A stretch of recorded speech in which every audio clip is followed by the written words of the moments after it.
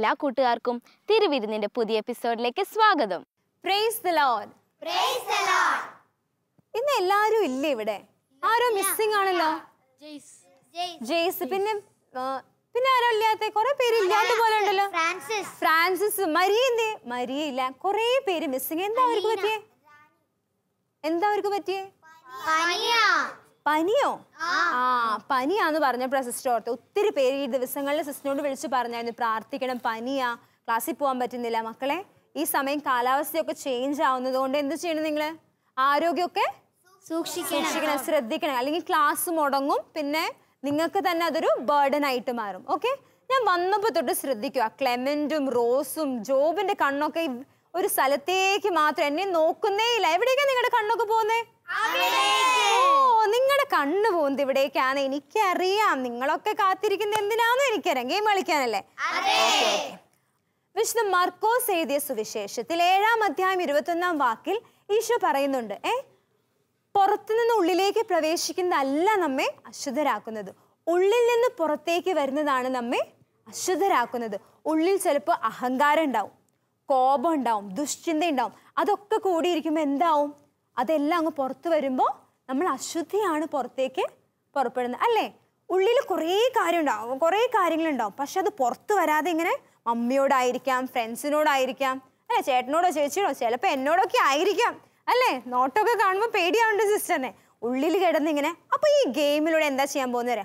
ആ ഉള്ളിലത്തെ കുറേ കാര്യങ്ങളൊക്കെ നമ്മളിങ്ങനെ പുറത്തേക്ക് എടുക്കാൻ പോവാം. അപ്പോൾ അങ്ങനെ ഇച്ചിരി ദേഷ്യം കോപമൊക്കെ ആയിട്ട് ഇപ്പോൾ ഇരിക്കുന്നവരൊന്ന് കൈപൊക്കിക്കേ. ഇത്രയും പേർക്ക് ദേഷ്യം കോപമൊക്കെ ഉണ്ടോ? ഓക്കെ, ജസ്റ്റ് പറയാം, ഞാൻ പറയാം. ആൽബിൻ പോരെ?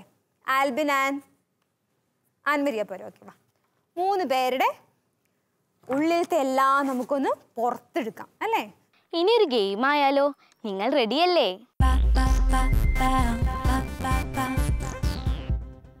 ഗെയിം ഇതാണ്. ബലൂൺ കണ്ടില്ലേ? കളിക്കാനും തോന്നുന്നുണ്ട് നിങ്ങൾക്ക്. എളുപ്പമുള്ള ഗെയിമാണ്, വലിയ സമയമൊന്നും എടുക്കില്ല. ഈ ബലൂൺ എടുക്കുക, നിങ്ങളിത് വീർപ്പിച്ച് വീർപ്പിച്ച് വീർപ്പിച്ച് കളിക്കണോ? വീർപ്പിച്ച് ആ ദേഷ്യമൊക്കെ ഇങ്ങനെ പൊട്ടിച്ച് കളയാം, കേട്ടോ? നല്ല ഗെയിം അല്ലേ?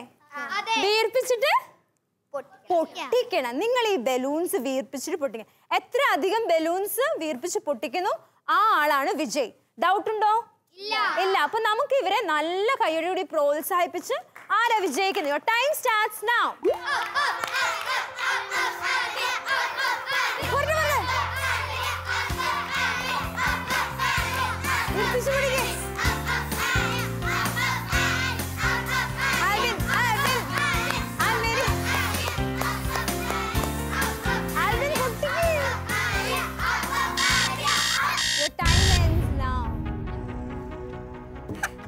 എന്താ തോന്നി ഈ ബലൂൺ വീർപ്പിച്ചപ്പം?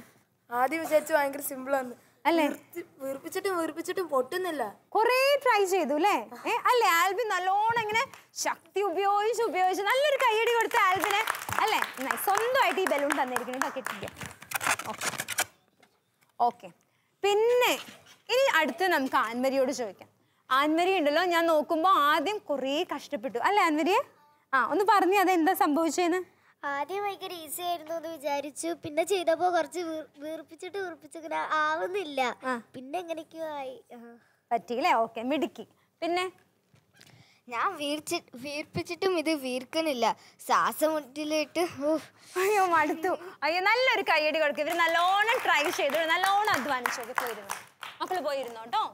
മക്കളപ്പോൾ ഈ ഗെയിമിലൂടെ നമുക്ക് എന്ത് മനസ്സിലാക്കാം? സിസ്റ്റർ പറഞ്ഞു, നിങ്ങളുടെ ഉള്ളിലുള്ള ദേഷ്യമോ എന്തെങ്കിലും സങ്കടമൊക്കെ ഉണ്ടെങ്കിൽ അതൊന്ന് പുറത്ത് വന്നോട്ടെ, അല്ലേ? നിങ്ങൾ കുറേ ട്രൈ ചെയ്തു, അല്ലേ? കുറേ ആൽബിനും ആൻമരിയും ആനൊക്കെ നല്ലോണം കളിച്ചു, പക്ഷെ അവർക്ക് വിജയിക്കാൻ സാധിച്ചില്ല. നമ്മുടെ മനസ്സിലും ഇതുപോലെ ഒരു ലക്ഷ്യമുണ്ടാവും, അല്ലേ? ലക്ഷ്യം ഉണ്ടെന്ന് പറഞ്ഞിട്ട് കാര്യമില്ല. അതിനുവേണ്ടി നമ്മൾ എന്ത് ചെയ്യണം? പരിശ്രമിക്കണം. ഹാർഡ് വർക്ക് ചെയ്യേണ്ടി വരും. കുറച്ച് എക്സ്ട്രാ സമയം അതിനു വേണ്ടി ചെലവഴിക്കേണ്ടി വരും. നമ്മുടെ ബുദ്ധി ചിലപ്പോൾ കുറച്ച് അധികമായിട്ട് ഉപയോഗിക്കേണ്ടി വരും, ആരോഗ്യം ഉപയോഗിക്കേണ്ടി വരും. അങ്ങനെ എല്ലാം വരുമ്പോഴാണ് നമുക്ക് എന്ത് ചെയ്യാൻ സാധിക്കുന്നത്? വിജയത്തിൽ എത്തിച്ചേരാനായിട്ട് സാധിക്കുന്നത്. പറ്റും എന്നല്ല, പക്ഷെ അതിന് വേണ്ട പരിശ്രമവും അധ്വാനവും ഒക്കെ നമ്മുടെ സൈഡിൽ നിന്ന് ഉണ്ടാകണം. അപ്പോൾ ഇന്ന് നമുക്ക് തീരുമാനം എടുക്കാം, എൻ്റെ ലക്ഷ്യം എന്താണ്? ആ ലക്ഷ്യത്തിലേക്ക് എത്രത്തോളം ഞാൻ അധ്വാനിക്കണം, പരിശ്രമിക്കണം. അതിനുവേണ്ടി ഒരു നല്ല മനസ്സ് നമുക്ക് ഓരോരുത്തർക്കും ഒരുക്കിയെടുക്കാം. എൻ്റെ ചേച്ചി, ഞാൻ എൻ്റെ അനിയത്തെ കൊണ്ട് മടുത്തു. എനിക്ക് അവളോട് ദേഷ്യ. അവളെപ്പോഴും എൻ്റെ കുറ്റം മാത്രം കണ്ടുപിടിക്കും. എന്താ അച്ചു ഇത്? ഈശോ നമുക്ക് കാണിച്ചു തരുന്ന മാതൃക എന്താണ്? ഈശോ തൻ്റെ മേൽ കുറ്റം ചുമത്തിയവരോട് ക്ഷമിച്ചില്ലേ? അതുപോലെ നമ്മളും ക്ഷമിക്കണ്ടേ? ചില അനുഭവങ്ങൾ, ചില വ്യക്തികൾ ചിലപ്പോൾ നമ്മുടെ മനസ്സിൽ വേദനയായിട്ടുണ്ടാകാം. ചിലപ്പോൾ നമുക്ക് അവരോട് ക്ഷമിക്കുവാനും പറ്റില്ല. ഈശോയോട് ക്ഷമിക്കുന്ന സ്നേഹം സ്വന്തമാക്കിയാൽ അത് സാധ്യമാകും. ഇന്നത്തെ നമ്മുടെ സെഗ്മെന്റിലൂടെ നമുക്കതൊന്ന് ശ്രമിച്ചു നോക്കിയാലോ? മക്കളെ, നമ്മൾ പറഞ്ഞു കേട്ടിട്ടുണ്ട് ഒത്തിരി പ്രാവശ്യം, മുഖം മനസ്സിന്റെ കണ്ണാടിയാണെന്ന്, അല്ലേ? നിങ്ങളുടെ മുഖം കണ്ടാൽ നിങ്ങളുടെ മനസ്സ് ഏകദേശം ഇപ്പോൾ നിങ്ങളുടെ അവസ്ഥ മനസ്സിലാവും. നമുക്ക് സന്തോഷം വരുമ്പോൾ നമ്മുടെ മുഖം എങ്ങനെ ഇരിക്കും? ചിരിച്ചിങ്ങനെ ഇരിക്കും. ഓക്കെ. സങ്കടം വരുമ്പോഴോ ഇങ്ങനെ വിഷമായിട്ട്. ദേഷ്യം വരുമ്പോഴോ? ഓക്കെ. അപ്പൊ നിങ്ങളുടെ മുഖത്തെല്ലാം ഇത് പ്രകടമാണ്, അല്ലേ? ഇനി സിസ്റ്റർ ചോദ്യം ചോദിക്കട്ടെ, ഈശോയ്ക്ക് ഇങ്ങനെ ദേഷ്യം വരുമായിരുന്നോ? ഇല്ല. ഓക്കെ. സങ്കടം വരുമായിരുന്നോ? ഇല്ല. സന്തോഷം വരുമായിരുന്നോ? വരും. ഓക്കെ. പക്ഷേ നേരത്തെ പറഞ്ഞ സിസ്റ്റർ തിരുത്തട്ടെ, ഈശോയ്ക്കും ദേഷ്യം വരാറുണ്ടായിരുന്നു, അല്ലേ? ദേവാലയത്തിൽ, അല്ലേ? നാണയമാറ്റക്കാരുടെ അടുത്തൊക്കെ പോയി ചാട്ടുവാറുകൊണ്ട് പറഞ്ഞില്ലേ ദേവാലയം അശുദ്ധമാക്കരുതെന്ന്? സങ്കടപ്പെട്ടിട്ടില്ലേ ഈശോ? ലാസറുടെ കബറിടത്തിങ്കൽ ഈശോയും കരഞ്ഞിട്ടുണ്ട്. അപ്പൊ ഈശോയ്ക്കും നമ്മുടെ പോലെ എന്തുണ്ടായിരുന്നു? വികാരങ്ങൾ ഉണ്ടായിരുന്നു. മനുഷ്യപുത്രനെ പോലെ, അല്ലെ? ദൈവമാണെങ്കിലും മനുഷ്യനെ പോലെ ആയിരുന്നു ഈശോ ജീവിച്ചത്. പക്ഷേ ഈശോയ്ക്കുണ്ടായിരുന്ന ഒരു ഗുണം, ഒരു പുണ്യമാണ്. എന്ത്? ക്ഷമ എന്ന പുണ്യം, അല്ലെ? എന്താ കുരിശിൽ കിടന്ന് ഈശോ പറഞ്ഞത്? പിതാവേ, ഇവർ ചെയ്യുന്ന എന്തെന്ന് ഇവരറിയുന്നില്ല, ഇവരോട് അല്ലെ? നമ്മുടെ ക്ലാസ്സിലോ അല്ലെങ്കിൽ വീട്ടിലോ ആരെങ്കിലും എന്നെ താഴ്ത്തി സംസാരിച്ച അല്ലെങ്കിൽ എന്നെ ഒന്ന് അടിച്ച നമ്മുടെ വികാരം എന്തായിരിക്കും? പിതാവേ. അങ്ങനെയാണോ നമ്മുടെ വികാരം? പിതാവേ അല്ല. നമ്മൾ എന്താ ചെയ്യാ? അച്ചു ആണെങ്കിൽ എന്ത് ചെയ്യും? ഒന്ന് കൈ കെട്ടിക്കഴിഞ്ഞ കൊടുക്കാൻ തോന്നും. ഓക്കെ. മോൻ എന്താ തോന്നാ? ഞാനാണെങ്കിൽ തിരിച്ചു കൊടുക്കും. നമ്മളെല്ലാവരും അങ്ങനെ, അല്ലെ? ദേഷ്യം വരുമ്പോ അല്ലെങ്കിൽ ആരെങ്കിലും നമ്മളെ വേദനിപ്പിച്ച നമുക്ക് എന്ത് ചെയ്യാൻ തോന്നും? തിരിച്ചൊന്ന് കൊടുക്കാൻ തോന്നും. അവനെ കാണിച്ചു കൊടുക്കുക, അത്രയ്ക്കായോ എന്നൊക്കെ. അതുപോലത്തെ വികാരമാണ് നമുക്ക്. പക്ഷെ ഈശോ നമ്മുടെ മുൻപിൽ തന്ന മാതൃക എന്താ? ക്ഷമിക്കണം, അല്ലേ? ക്ഷമയുടെ വലിയ മാതൃക ഈശോ കുരിശിൽ കിടന്നുകൊണ്ട് നമുക്ക് കാണിച്ചു തന്നത്. അതുപോലെ തന്നെ ബൈബിളിലൂടെ കടന്നു പോകുമ്പോൾ ഒത്തിരി വ്യക്തികൾ ഇങ്ങനെ ക്ഷമിച്ച് സ്വർഗസ്നായ പിതാവിൻ്റെ ആ സ്നേഹം മറ്റുള്ളവർക്ക് നൽകിയിട്ടുണ്ട്. കുറേ വേദനിപ്പിച്ച വ്യക്തികളോട് ക്ഷമിക്കാനുള്ള കൃപ അനേകർക്ക് ഈശോ നൽകിയിട്ടുണ്ട്. ആ കൃപ ഇന്ന് നമുക്കും ലഭിക്കണം എന്ന് നമ്മൾ പ്രാർത്ഥിക്കണം. നിങ്ങളുടെ മുൻപിൽ ടിൽനെ ഞാൻ പരിചയപ്പെടുത്തുക. ടിൽനെ നിങ്ങളുടെ മുൻപിൽ. ടിൽന നമ്മൾ കണ്ട് കേട്ട് മറന്നുപോയ ഒരു കഥാപാത്രത്തെ ബൈബിളിലെ നിങ്ങളുടെ മുൻപിൽ അവതരിപ്പിക്കുന്നു. ടിൽനെ നമുക്ക് സ്വാഗതം ചെയ്യാം.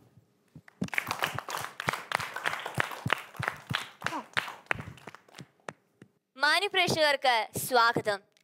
സകലതും പൊറുക്കുന്ന, സകലതും ക്ഷമിക്കുന്ന, സകലത്തിനെയും സ്നേഹത്തിന്റെ കണ്ണുകൾ കൊണ്ട് വീക്ഷിക്കുന്ന നല്ലവനായ ഈശോയാണ് സുവിശേഷത്തിൽ നാം കാണുന്നത്.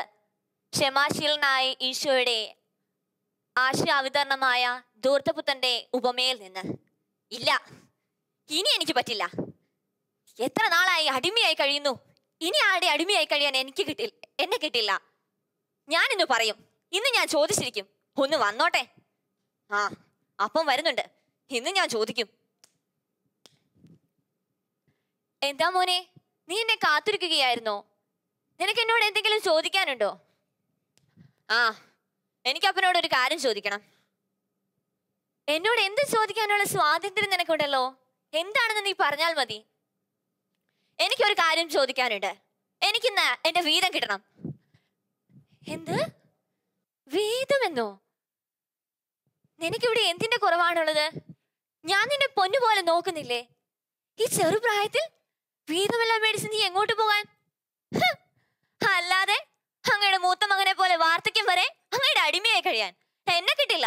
എനിക്ക് സ്വാതന്ത്ര്യത്തോടെ ജീവിക്കണം, സ്വാതന്ത്ര്യത്തോടെ. അങ്ങനെയെങ്കിലും ആയിക്കോട്ടെ, ഞാൻ നിനക്ക് നിന്റെ വീതം തന്നേക്കാം. നീ പോയി ജീവിച്ചോ. ഇപ്പോൾ തന്നെ നിന്റെ വീതം കൊണ്ട് നീ പൊക്കോ. ദൈവം നിന്നെ അനുഗ്രഹിക്കട്ടെ. ഈ വീതം മതി എനിക്ക്. ഈ സമ്പത്തുണ്ടെങ്കിൽ ഒരു ദൈവത്തിന്റെ അനുഗ്രഹമില്ലാതെ എനിക്ക് ജീവിക്കാൻ അറിയാം.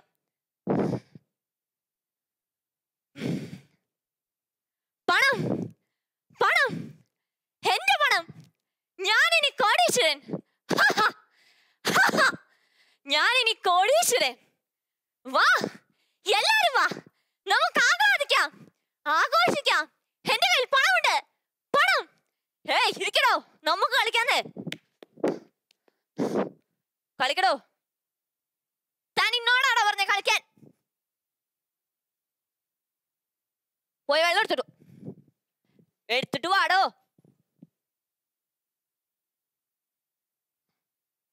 ആ, നന്നായിട്ട് കളിക്കുന്നുണ്ടല്ലോ. നോക്കുന്നില്ലേ? എന്താ കള്ളക്കളി കളിക്കുന്നോ? നിനക്ക് അറിയില്ല ഞാൻ ആരാണെന്ന്. മരക്കിട്ട് കളിക്കണോ?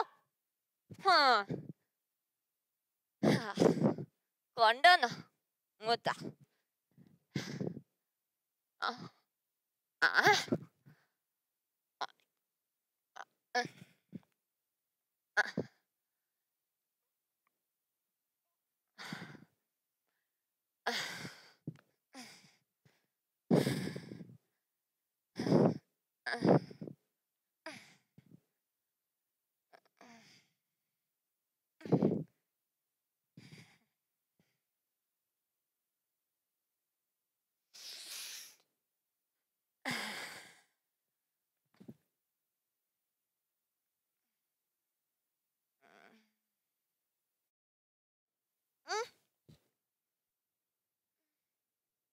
പണം, പണം, എന്റെ പണം,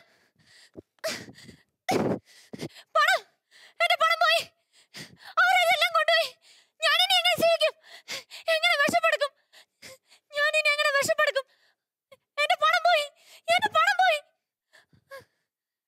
എനിക്ക് വിശക്കുന്നു, അയ്യോ വിശക്കുന്നു.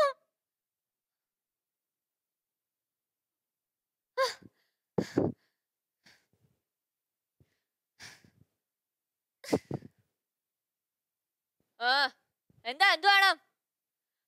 എനിക്ക് എന്തെങ്കിലും ഇച്ചിരി കഴിക്കാൻ തരുമോ? കഴിക്കാൻ തരും, വിശന്നിട്ടാ. രാവിലെ തന്നെ വന്നോളും, വെള്ളം ഭക്ഷണം എന്നും പറഞ്ഞോണ്ട്. അറിഞ്ഞിക്കോണം ഇവിടുന്ന്. അയ്യോ അങ്ങനെ അങ്ങനെ പറയല്ലേ. എന്തെങ്കിലും ഒന്ന് കഴിക്കാൻ തരും, വിശന്നിട്ടാ. ഇറങ്ങി പോടാ ഇവിടുന്ന്. ഇനി ഞാൻ എന്ത് ചെയ്യും? വിശക്കുന്നു, വിശന്ന് മടുത്തു. ഞാനിനി എങ്ങനെ ജീവിക്കും? എന്റെ പിതാവിന്റെ ഭവനത്തിൽ എത്രയോ ആൾക്കാർ സുഭിക്ഷമായ ഭക്ഷണം കഴിച്ച് ജീവിക്കുന്നു. എന്നാൽ ഞാനോ ഇവിടെ കിടന്ന് വിശന്ന് മരിക്കുന്നു. ഞാൻ എന്റെ തെറ്റ് മനസ്സിലാക്കുന്നു. ഞാൻ എന്റെ പിതാവിന്റെ പക്കലേക്ക് തിരിച്ചുപോയി അവിടുത്തെ കാൽക്കൽ വീണ് മാപ്പപേക്ഷിക്കും. ഞാൻ തിരിച്ചു പോകും, തിരിച്ചു പോകും.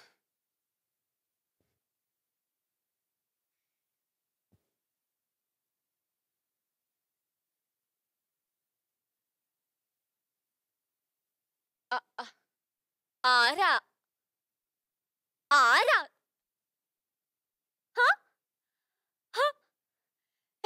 എന്റെ മോൻ,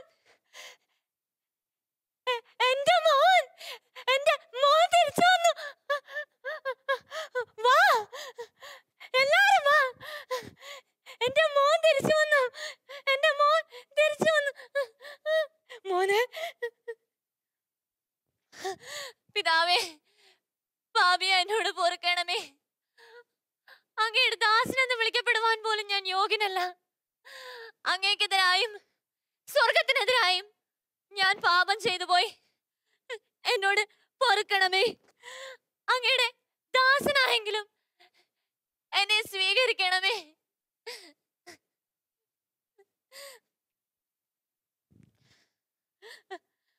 വാ ദാസന്മാരെ, വരൂ.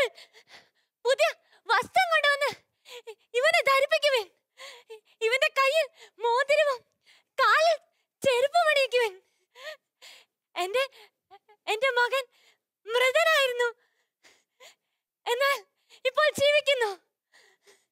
നഷ്ടപ്പെട്ട് ഇരുന്നു, ഇപ്പോ കണ്ടുകിട്ടിയിരിക്കുന്നു.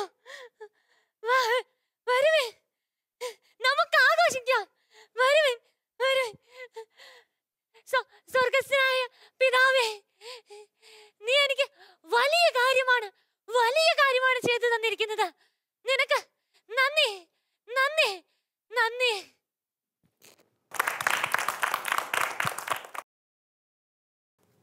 നമ്മുടെ ഹൃദയത്തെ കീഴടക്കി അനുതാപത്തിലേക്ക് നയിച്ച ടിൽന ചേച്ചിക്ക് നമുക്ക് നമ്മുടെ നന്ദി പ്രകർഷിപ്പിക്കാം.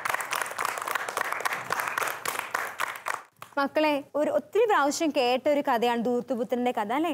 സ്വർഗസ്ഥനായ പിതാവിന്റെ ആ ക്ഷമ, സ്വന്തം പിതാവ് മകൻ എത്ര വേദനിപ്പിച്ചു, എത്രത്തോളം അപമാനിച്ചു, അതൊന്നും ഓർക്കാതെ വീണ്ടും ആ സ്നേഹത്തിലേക്ക് ക്ഷമിച്ചും പൊറുത്തും വീണ്ടും ആ സ്നേഹത്തിലേക്ക് അവനെ ക്ഷണിക്കുകയാണ്. നമ്മുടെ ജീവിതത്തിലും ഇതുപോലെ തന്നെ ഈ മാതൃക നമ്മളും കണ്ടുപിടിക്കണം. നമുക്കൊന്ന് കണ്ണടച്ചാലോ? മക്കളെല്ലാവരും കണ്ണടച്ച് നിങ്ങളുടെ കൈകളൊക്കെ ഹൃദയത്തോട് ചേർത്ത് പിടിച്ചേ. എന്നിട്ടിപ്പോൾ മനസ്സിലൊന്ന് വിചാരിച്ചേ, എന്നെ വേദനിപ്പിച്ച വ്യക്തി, എനിക്ക് കാണുമ്പോൾ തന്നെ ദേഷ്യം തോന്നുന്ന കൂട്ടുകാരോ ആരെങ്കിലും വ്യക്തികളുണ്ടാവും, നമ്മുടെ വീട്ടിലോ അയൽവാസികളായിട്ട് ആരെങ്കിലും ഒക്കെ ഉണ്ടാവും. അവരൊന്ന് ഓർത്ത്, എന്നെ ആ വേദനിപ്പിച്ചില്ലേ ആ വ്യക്തി, അല്ലെങ്കിൽ എനിക്ക് ആ വ്യക്തിയോട് ദേഷ്യമാണ്, അവരൊന്ന് മനസ്സിൽ സങ്കല്പിച്ചിട്ട് സ്വർഗസ്ഥനായ പിതാവെ പ്രാർത്ഥനയിൽ നമ്മൾ പ്രാർത്ഥിക്കുന്നത് പോലെ, ഞങ്ങളോട് തെറ്റ് ചെയ്യുന്നവരോട് ഞങ്ങൾ ക്ഷമിക്കുന്നത് പോലെ, ഈശോയെ ഞങ്ങളുടെ തെറ്റും ദൈവമേ നീ പൊറുക്കണമേ, നീ ക്ഷമിക്കണമേ നമ്മൾ പ്രാർത്ഥിക്കുന്ന അതേ പ്രാർത്ഥന മനസ്സിലിപ്പോൾ ആവർത്തിച്ച് പറഞ്ഞുകൊണ്ട് ആ വ്യക്തിയോട് നമുക്ക് ക്ഷമിക്കാം. ഇനി ഇതുപോലത്തെ സാഹചര്യങ്ങൾ വരുമ്പോൾ ക്ഷമയുടെ വലിയ മാതൃക ജീവിതത്തിൽ സ്വന്തമാക്കാം. നമുക്ക് ഒന്നിച്ച് പാടാം. കുരിശിലെന്നീശോ ക്ഷമിച്ചതുപോലെ ഞാനും ക്ഷമിച്ചിടുന്നു. കുരിശിലെന്നീശോ ക്ഷമിച്ചതുപോലെ ഞാനും ക്ഷമിച്ചിടുന്നു. സിസ്റ്ററുടെ ക്ലാസ് കേട്ടപ്പോൾ എനിക്ക് എൻ്റെ അനിയത്തിയോട് ക്ഷമിക്കാവുന്നതേ ഉള്ളൂ എന്ന് മനസ്സിലായി. നമുക്ക് നമ്മെ വേദനിപ്പിച്ചവരോടും നാം വേദനിപ്പിച്ചവരോടും ക്ഷമിച്ചുകൊണ്ട് ദൈവത്തെ മഹത്വപ്പെടുത്തിയാലോ?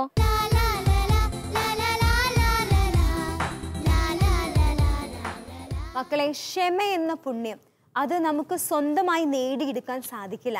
അത് ദൈവം കൃപയായി നമ്മുടെ ജീവിതത്തിൽ നൽകണം. അപ്പോൾ കൃപയായി അത് ലഭിക്കാൻ ആഗ്രഹിച്ചുകൊണ്ട് നമ്മൾ ദൈവത്തെ സ്തുതിച്ചൊരു പാട്ട് പാടാൻ പോവുകയാണ്. ഈ പാട്ടിനൊരു പ്രത്യേകതയുണ്ട്. ഹിന്ദി പാടി, ഇംഗ്ലീഷ് പാടി, മലയാളം പാടി അല്ലേ, ഒരു പുതിയ ലാംഗ്വേജിലാണ് നമ്മൾ ഈ പാട്ട് പാടാൻ പോകുന്നത്. ഈ പാട്ട് മഹാരാഷ്ട്രയിലെ മറാഠി പാട്ടാണ് പാടാൻ പോകുന്നത്. അപ്പോൾ സിസ്റ്റർ പാടിത്തരും, നിങ്ങളത് ശ്രദ്ധിച്ച് കേട്ട് സിസ്റ്ററിനോട് ചേർന്ന് പാടണം. ഓക്കെ? देवाची प्रेम आमावरे, आमची प्रेम देवावरे. देवाची प्रेम आमावरे, आमची प्रेम देवावरे.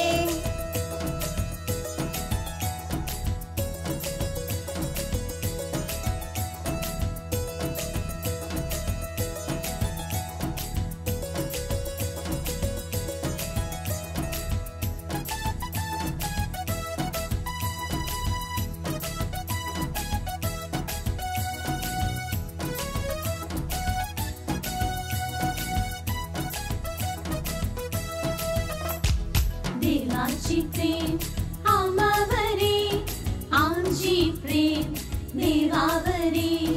देवाची प्रेम आमावरे, आमची प्रेम देवावरे. मन जय देवा बोलो येशु देवा, येशु देवा. मन जय देवा बोलो येशु देवा, येशु देवा. ऐलसा अलेलो ऐलसा, ऐलसा अलेलो ऐलसा.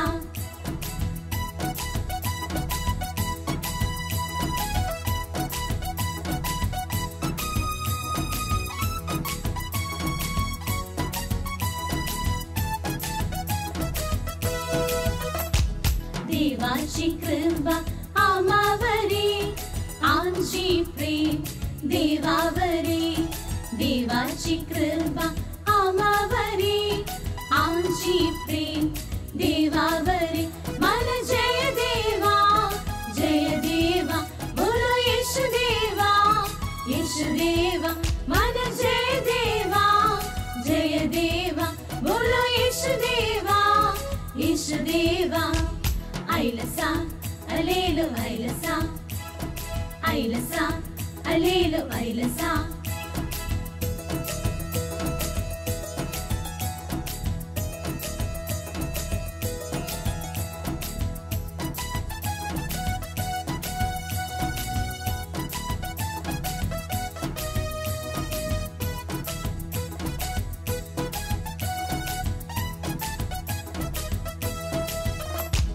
देवाची शांती आम्हावरी आमची प्रेम देवावरी देवाची शांती आम्हावरी आमची प्रेम देवावरी मन जय देवा बोलो येशू देवा मन जय देवा बोलो येशू देवा ऐलसा अलेलो ऐलसा ऐलसा अलेलो ऐलसा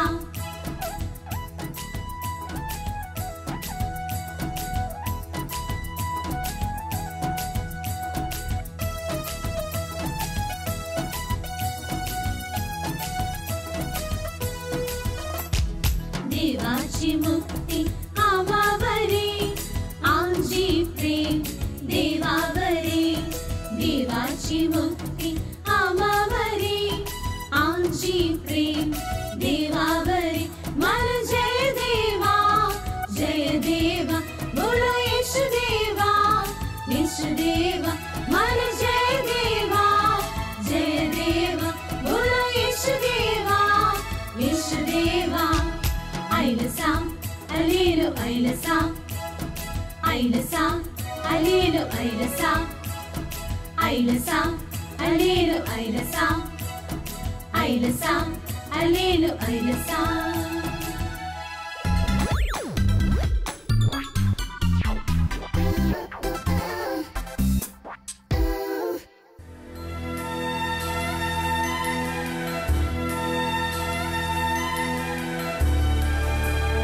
എടാ ജയ, ഇവിടെ വാ.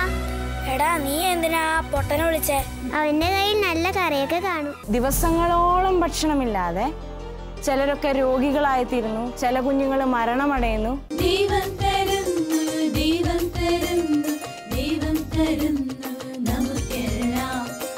എനിക്കറിയാം നിങ്ങളെല്ലാവരും എന്തിനു വേണ്ടി വെയിറ്റ് ചെയ്യുന്നേ.